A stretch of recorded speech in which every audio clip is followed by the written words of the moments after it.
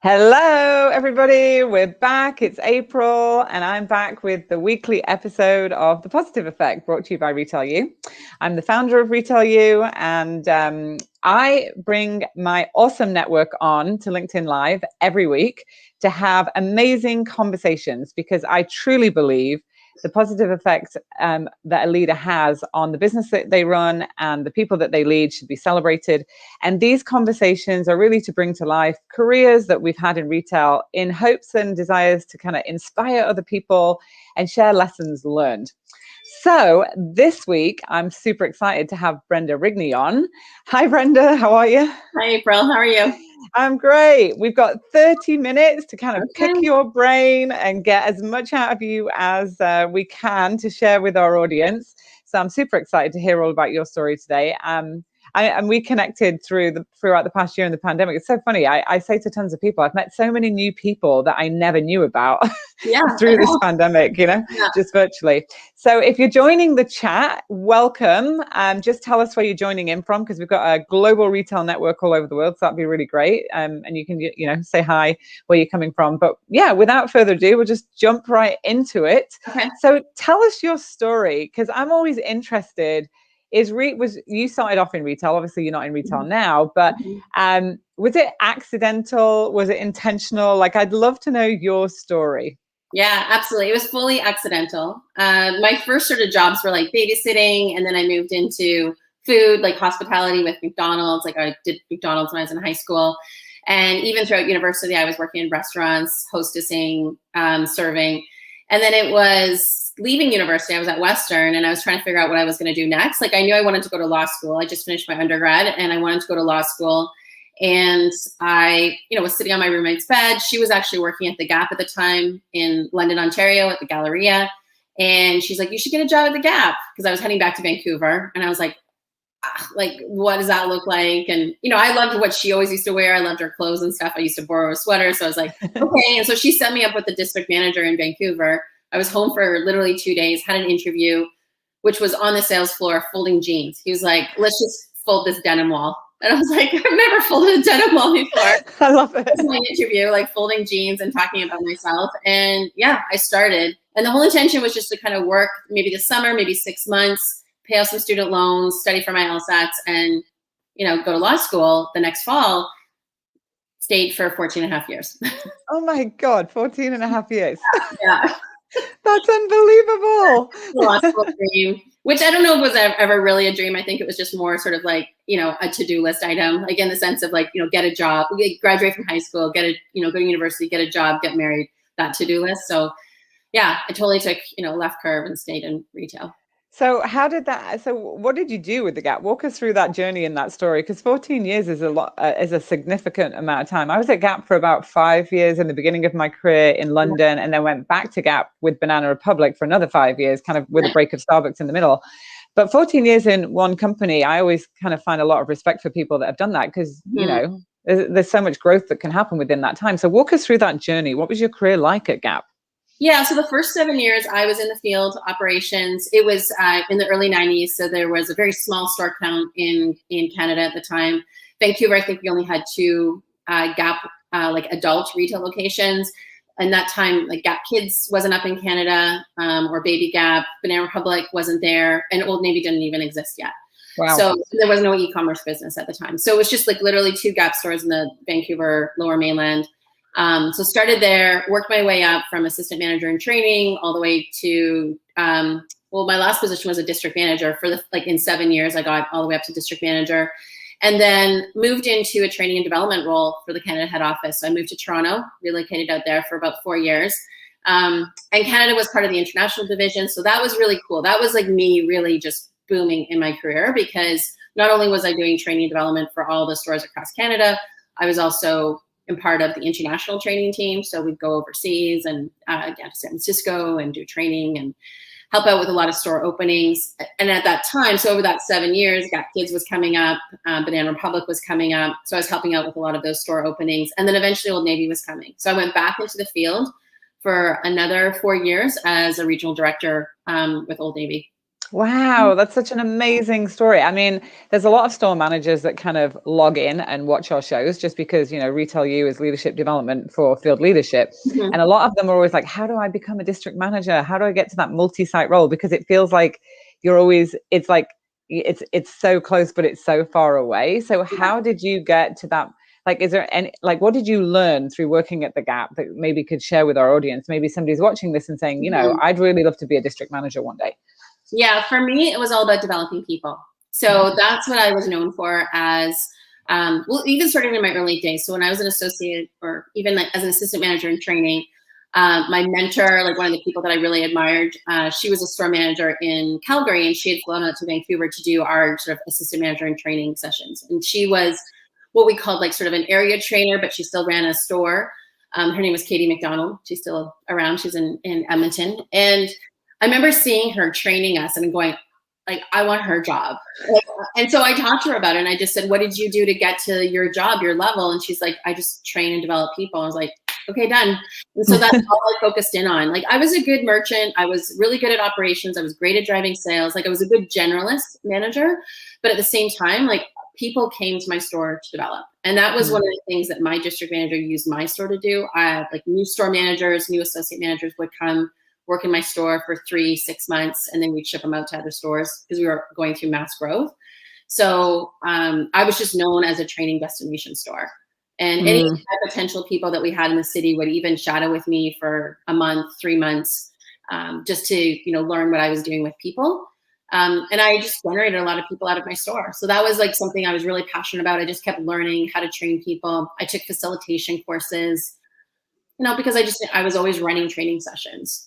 So. It's I always say that as well. Like, one of the things that got me to where I was in my career was I had the ability to develop others. And I didn't wait for people to tell me to do that. I think I realized it one day when I went home and people were calling me from the store, and I was like, oh my God, I'm on my day off and they're calling me. And I'm like, it's either they don't know what they're doing, or they think I don't trust them when I'm not around, that they need my approval. So then I was like, how do I get some time off, and how do I get them to like really take ownership? And that was like the beginning when I started running a big, I think you kind of learn that when you start running a bigger store, right? You were telling me that one of the stores you ran had like 250 people in it, and your dad, what did you say about your dad right before we got on? Up until that point, my parents were kind of like, okay, when are you going to get a real job? And I'd already been there for maybe like 2.5 years before I got promoted to a store manager. And they just kept saying, this is great. This is great. And it's like, I know you're really excited by what you're doing there, but when are you going to get a real job and all this sort of stuff? When are you going to go to law school? You're putting off your dream. And I'm like, I think this is my dream now. Like, this is it. And so I just opened the Pacific Center store Gap, like the original. It was like the first store in Canada, was in the upper levels. It's where Holt Renfrew is now. And it was a tiny store, and it was doing maybe $3.5 million. And we found a new space in the lower level, and it was this massive store. It was going to be like 10,000 or almost 11,000 square feet. And it literally overnight, like, we moved all the clothes down. We opened like 3 days or 4 or 5 days later. We went literally from $3.5 million to $6.5 million. Wow. Whoa. All the projections. We were short, like we were just like sold out of clothes. Like, I was literally like long folding t-shirts all over the place just to look like we had clothes in the store.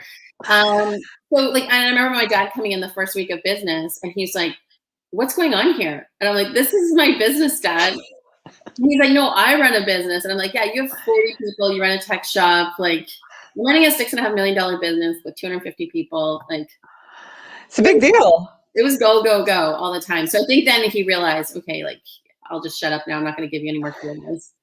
So do you think retail is a real career then?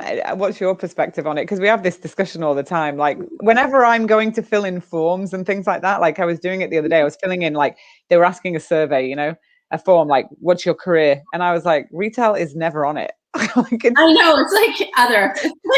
Other. I'm like, why am I always other? It's like the third highest employment sector in the world. How is that possible? Why is it never on there? So what's your perspective? Do you see retail as a real career? Do you think somebody can really have a great career in retail? Oh yeah, absolutely. I'm all about retail. And whenever anyone asks me, so I'm stammering there, about like what I do now as a business and leadership coach, like, where did you learn this? I'm like, I always take it back to my early days at the Gap. Like, the Gap was foundational for me as far as training, developing teams.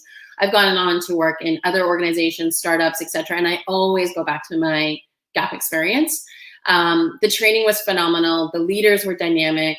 It was always changing. So I think like if you want that, creative edge, you want to interact with customers, you want to, you love interacting with people, developing people like we just talked about, and you want to learn how to do that, retail is such a great platform to do that.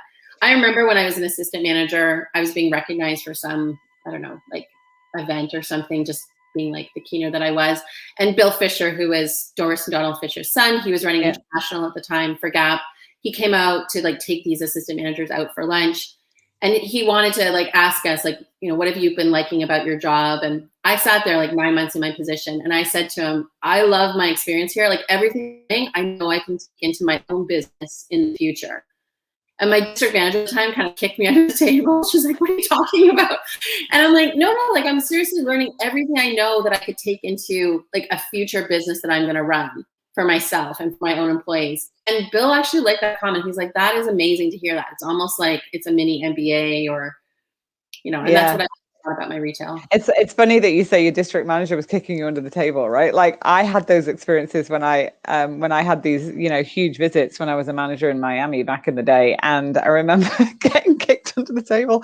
And I was like, when I become a VP, I'm never going to make my managers feel like I'm the one kicking them under the, nobody's going to kick them under the table when I come to the stores, right? There's quite a few people with comments in the chat, like Dean's just saying, I remember those days fondly, and another Gap alumni. Yeah, there's a whole load of us out there floating around. But I think that if you're listening to this and you want a retail career and you're thinking about developing yourself, and is this something you could really do?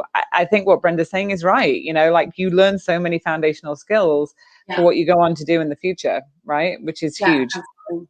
Yeah, and all of my career journey has been in and outside of retail companies, because I did work for Aritzia for 3.5 years, and I've gone on to like other organizations, and they've always been forward-facing, customer, startup, working, engaged with people, customer experience, employee experience, like always making sure that those are, just in balance, in check all the time. Yeah. And so like whatever sector that I've been in also, I've been able to take that retail experience and apply it to healthcare, technology, hospitality. Like it all works.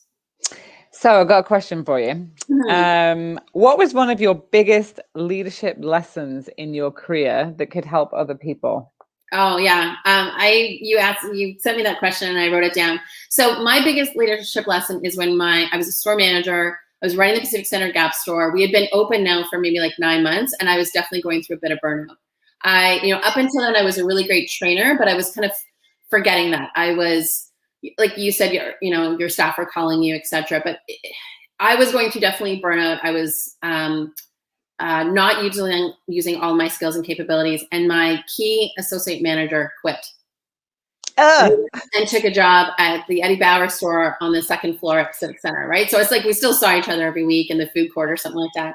And up until that point, I kind of thought like I was a bit invincible, like I was like I'm not going to swear, but I just thought I was like the coolest like manager, right? And I'm like, oh my gosh. And he was kind of like our star guy. Like my district manager, I put him in my store saying like, I want him to work with you so he learns everything about running a store because he's going to run the next store. And I'm like, okay. And then he quit.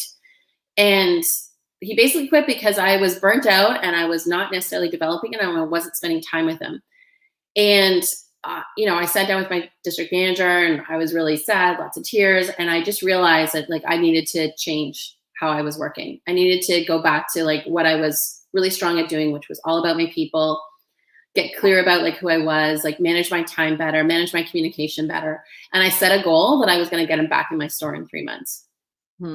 And I did. Yeah, I love it. That was like my big leadership lesson, but it was a lot of like, going to him and also just being vulnerable with him and just saying, I messed up. I messed up. I wasn't listening. I wasn't, connected to you. I was forgetting like what my role was. I was becoming too much of a micromanager. And I think, because I also had the support of my DM at the time, she did a lot of coaching with me and a lot of, just sort of, confront, confrontational talk, but like in a safe way, where it was just like helping me look in the mirror. And that was really important for me at that time. It was a really good lesson. And I always sort of look back on that as being one of my biggest ones. I always say, like, people work for people, right? Not for brands. You know, like going across to work at Eddie Bauer when he was working for Gap. It's like, but people leave people. And I always say that to leaders. Like, if you have turnover happening, take a look in the mirror and see what you can do differently. I had a similar experience back in the day when I worked at Starbucks, and it was really like an eye-opening experience for me, but taught me a ton. So good for you that you had the vulnerability. I think that's a big lesson for leaders, right? We have to have vulnerability, especially now, and we have to be able to show our take accountability and acknowledge when we're making mistakes. I think that's a huge lesson for people to learn. And he wasn't asking for very much. He was just saying, I just need you to care more. And I was like, okay, like I can do that. That's like, you know, a basic human necessity. And I can definitely do that. It wasn't like I wasn't showing him enough spreadsheets or training him on all these things. It was more just needed to care more. Yeah, there's three things that every employee wants: is that they want to know that their boss cares for them, number one; number two, that their employee, that they can trust you; and number three, that you're going to help them do their job better. And if you can get those three right, pretty much most of the time, they're going to stay with you for the long term. I always say that when I'm coaching leaders. All right, this is awesome. It's getting so much good stuff out of you. I love it. Okay, what was who had a profound influence on you? And can you share any specific examples? Because I think these are great for our audience to kind of learn from as well. Yeah, I actually I put down 4 people. Like I listed 4 people. Wow, great. But I'll talk like briefly about each of them. So I mentioned already Katie McDonald. So she was the training manager that like inspired me to really go into that sort of like people development track, whether I was in operations or I went into training and development full time. She was just like an early mentor for me early in my career, and just somebody that I like really admired. Like she just kind of like had it all together and just really strong operator, people trainer, and just wanted to emulate her. Nancy Westcott. So she was down in the US. And when I was in my training and development role in Toronto, she was a VP in our international division for communications. And so training, development, communications, there are a lot of overlap, especially when we're doing store manager conferences. And I always remember when Nancy would come and visit us, she just was such a kind person. So that care piece that you talked about, sometimes, you know, like in retail, you get like the executives coming and everyone gets into this frenzy, like, you know, spit shining everything, and then they. I remember painting fitting rooms back in the day. Yeah, all kinds of stuff. Yeah. Like flipping stores and sleeping in fitting rooms, like to make sure that visit looked amazing the next morning. Yeah. You know, and then they come for like 5-10 minutes and be like gone. You're like, okay, it like falls down. And Nancy would always be just so kind and like genuine and like want to get to know you when she came to the store. Like she'd want to hear about the numbers and the performance and all that sort of stuff, but she just want to get to know you, how you're liking your job, what she could do to support you. And I just always like, you know, that was just a really good lesson too. Like as I moved up into different levels of leadership, is just make that connection. The business will come, the results will come, but make that connection with people always. Art Solomon was a great guy. He was also he was heading up Canada for Old Navy at the time, and then he went on to American Eagle. So probably people remember Art if they worked in retail in Canada for a while. But I loved him because he wasn't necessarily the fashion savvy guy, but he was like the numbers guy, and he really got people and business. And so again, same thing. He was really relatable because sometimes we would just get, I think, a little bit inflated. Like, you know, we're like, you know, the top dogs and stuff, and he would just make it so humble and just so real. And he'd be like, okay, just be straight with me, Brenda. So I always just really appreciated the way he talked. And then Brian Hill, who's the CEO and founder of Aritzia. So when I worked at Aritzia, I had a lot of overlap in my job with him. I was working a lot with the product team, hiring, bringing on people as we were expanding the product team and the e-commerce team. So I worked a lot with him around talent. And he always sort of pushed my thinking about how to engage and inspire and retain talent. And things that I would sometimes get caught up on, like policies or procedures, he'd be like just keep an entrepreneurial viewpoint, not only on the business, but also how we treat people. So, you know, if a top performer was about to leave, and I was just like, well, you know, like he'd be like, no, like we need to retain this person no matter what. They're integral to our business. Did you know that their work contributes to this much percentage of our business? Like what they're asking for is peanuts. So just like give them what they want, you know, right. and make them stay type of thing. And he was always really good about just sort of pushing the envelope and not worrying so much about policy and all this sort of stuff. Well, I think in that, what I hear is support. Like I write about that in the book. It's like, it's when you have people that make you feel like you have support, you're accepted for who you are. And like, how do you create that when you're a leader, leading other leaders, right? Like that's really important.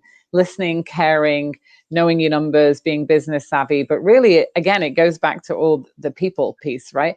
And it's funny because, you know, you took the human resources route, right? After doing field leadership, which I think I love it when I get to work with human resources people that have actually gone through the field piece, because I think you have a completely different perspective. Because, you know, operations and HR are a little bit, let's be real, they're a little bit like this, because like HR is like, this is a policy, and operations is like, yeah, but this is what I want to do, you know, like it's always that little bit of a struggle.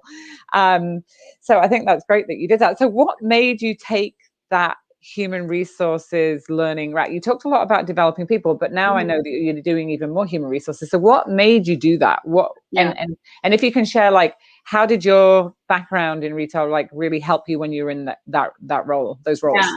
Well, human resources just seemed like a good fit for what I was doing. My kids were, when I started having kids and stuff, they were really, obviously really little when I started having kids, so that's obvious, but my schedule at the time, like I was traveling like 3 weeks, sometimes 4 weeks, literally out of a month. And so I just didn't feel at the time it was conducive for me to like be a mom and do what I was doing.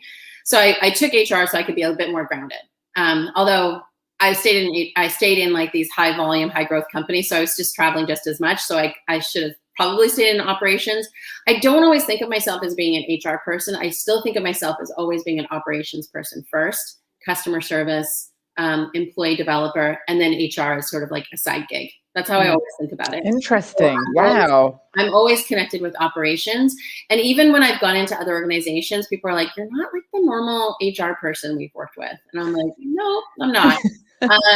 And people still identify me as being someone in HR, but I'll always say I'm operations first and then HR. I like that perspective that you just said. I see HR as my side gig. I've never heard anybody say that before. Yeah. Like ever. Yeah. I think that's awesome. Because for me, it's always about the people piece. And sometimes HR will get involved in the process, which I think is important to have, but you don't want to get too mired to the process. You want to first connect, I think, with the people and then figure out how do you make that scalable, you know, if you're growing your organization through recruitment or talent development.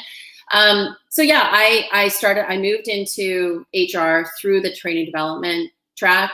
I was a really good recruiter when I was in operations because I was always growing the business and I was like looking for great people to come and work in my stores. So I was really always a strong recruiter. So those would be sort of like, if I look at like sort of the scope of HR, recruiting and talent development have always been like my strengths.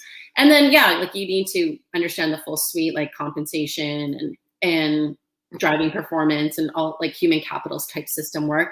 So we just take that on. But I think at the end of the day, it's just always about leadership. It's about leadership and operations. And I've also gone into other disciplines like marketing. I've led marketing teams, IT teams, sales teams. So I think at a certain level of leadership, it doesn't really matter where you originated from. It's more like you have the ability to look holistically across the organization. That's a really good perspective. Because I think a lot of time people get pigeonholed. Like I share a story in the book when I was working at Holt Renfrew and I wanted to apply for a learning and development role because I had been developing leaders up until that point, massively. And somebody in HR told me, you'll never get a job in professional learning and development because you're not educated in it. You're like an operator. So I just went off and thought, well, I'm just going to build my own company then. And train operators how to lead. I had that same advice multiple times. So when I was making that shift between retail ops, formerly into HR jobs, and I was applying for HR jobs, I had a recruiter say to me, we could maybe get you a recruiting assistant or coordinator job. Like up until this point, I was like, again, I was leading like an Old Navy business, which the average store was doing 25 million. When I was there, I had 22 of those stores. Multiplied by 300 to 500 people per store working in them. And I'm getting only offers for a recruiting coordinator. I was like, are you serious? Like, what? I could do that job in my sleep and make that money. And not that there's anything wrong with being a recruiting coordinator, but like I had been working for a long time and like, it was almost like I had to start at the bottom again. So there was a video game studio in Vancouver, Slant Six Games. They're no longer in business. but I knew the CFO and they needed somebody in HR. And I'm like, can I come in and do HR work for you? So it was like working in a startup, and I just did everything. I was a team of one. Eventually I added on some people, but it at least gave me like the foothold to then get recognized as being that, leader in HR that I was. It just, yeah. But I think, so I would just, my advice to anybody is just like, stick with it if that's what you want. Or if you do want to make that transition out of the operator role into, another discipline, yeah, like plan that out, figure out what that requires. But find a mentor, somebody in that role that you want. I always say, go find the person that's doing the job and then have a conversation with them. That's a good idea, because then you'll know exactly what the job entails as well. And like a lot of people ask me as well, what's more important? Is it brand or role when you're looking for your career growth? And that's a really good question, because at the beginning of my career, I worked for some really great, I've worked for Apple, Starbucks, Gap. I've worked for the big ones, and which gave me the foundation. But then I went on to owner operator businesses, because it was more about the role and like what I got to actually accomplish and contribute to in the role. So I think it's a bit of balance of both. What do you think? Like, do you think it's role, or do you think it's brand that matters? Well, again, like my starting point, like I shared with everybody, how old was I? 21 years old, coming out of university. I didn't really think too much about it at that time, honestly. So if you asked me back then, I have no idea. Even right now, I'd still say, yeah, the Gap was a great choice. It was this up and coming brand. It was the early 90s. It was like groundbreaking. It became the behemoth that we know it to be today. Yeah. The brand has changed substantially since you and I were there. But I think, back then I would have said brand all the way, because they were such an investment around people. And starting off as an assistant manager in training, I was like, yeah, great. And I moved up quickly, because I just like the fit for me was like perfect, right? Yeah. Like what I needed at the time and what I gave to it. So yeah, I don't know. I think, I would always go back to, yeah, it's brand, it's role, but I would still put in there like leader. Who's the leader that I'm working for? And, because I've worked for great brands when they haven't necessarily had the leadership. That's why I may potentially haven't stayed.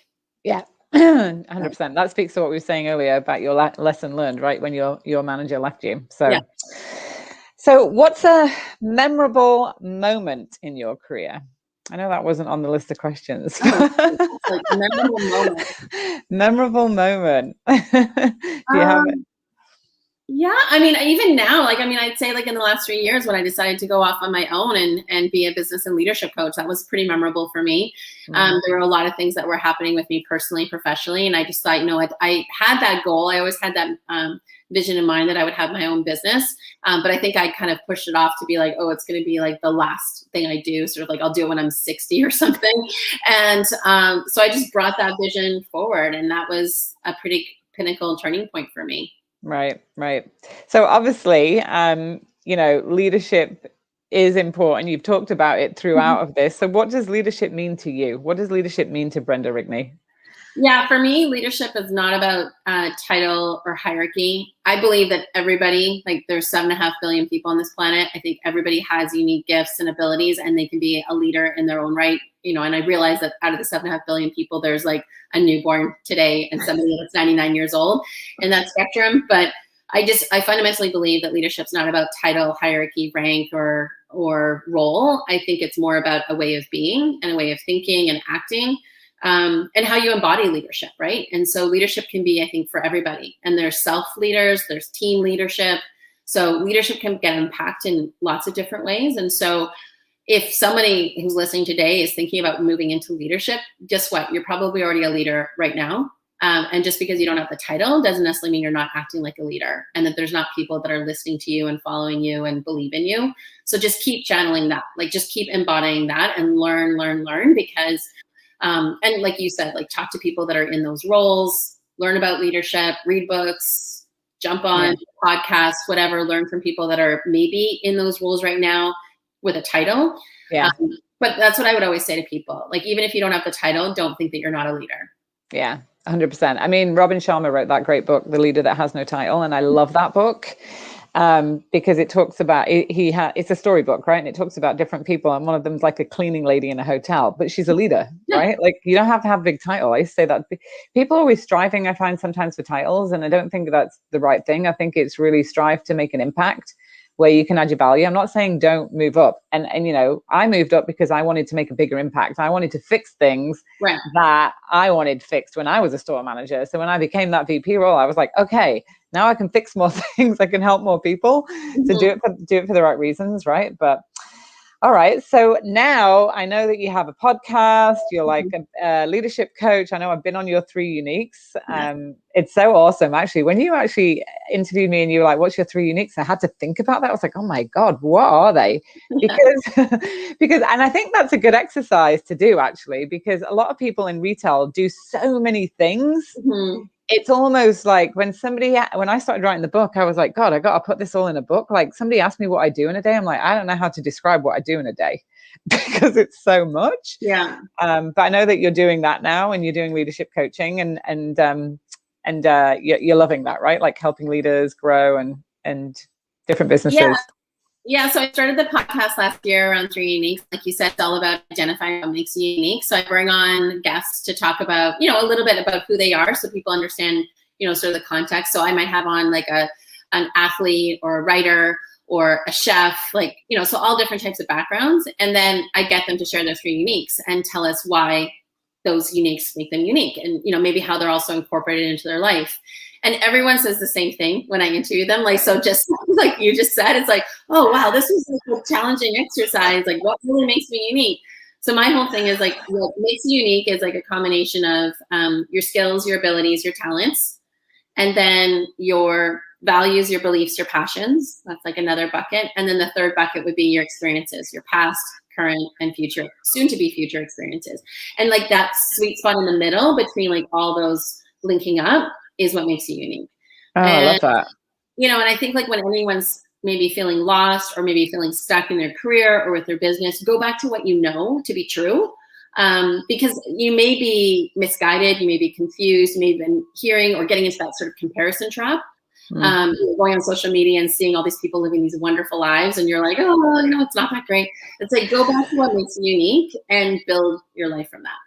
Well, I think that this was such an amazing conversation. Like, seriously, so many great words of wisdom and advices. Like, you can go back and read all the comments in the chat after, because there's like tons of people making a whole ton of comments about like the advice and the words of wisdom that you've provided. So, if somebody was going to follow in your footsteps, before we wrap up, what's Brenda Rigney's best advice today? Like today, the world that we're living in today, like what advice would you give somebody? Well, I've always believed this, but I was actually listening to a podcast with Will Smith the other day, the actor, and he said this too, is like not necessarily striving for happiness, but striving for learning and growth. So when you're learning and growing, you're always like sort of up-leveling yourself. You're striving for something better. When you're learning and growing and seeking out things from other people, whether that's coaches, mentors, books, podcasts, something is going to spark something in you, right? And then that's going to propel you forward into something else, which will hopefully drive that level of joy or happiness for you. But I know that a lot of times people are like striving for happiness first. And his whole thing, and I believe this whole right, is just keep learning, keep growing. It's going to shift your thinking, and keep on that path. Oh, that's huge. When I first started the John Maxwell program, my goal was to sell John Maxwell courses. And I learned how to build online courses and facilitate and all that good stuff. And then Retail U came along and was born out of that learning of knowing how to do these other things. And it just kind of evolved, right? So then you'll find your passion. And when you get to live your passion every day, that's when you're really happy. Exactly. So that's the thing, is like versus like looking for happiness first. Because I think, you can get it. You can have like make some popcorn today and that might make you happy, or go for a walk and that might make you happy. But if you invest in yourself, like that constant learning and growth, that sustains for the long term. Yeah. Well, this was another awesome positive effect conversation with Brenda Rigney. So I just want to thank you so much for taking the time out of your day and sharing all of this information with our audience. It's super helpful because we just want to keep bringing these conversations to life every week so that, other people can learn from great leaders like yourself and the experiences that you've had. So I just want to say thank you so much. Thanks for doing this, April. Take care. Bye for now. Bye.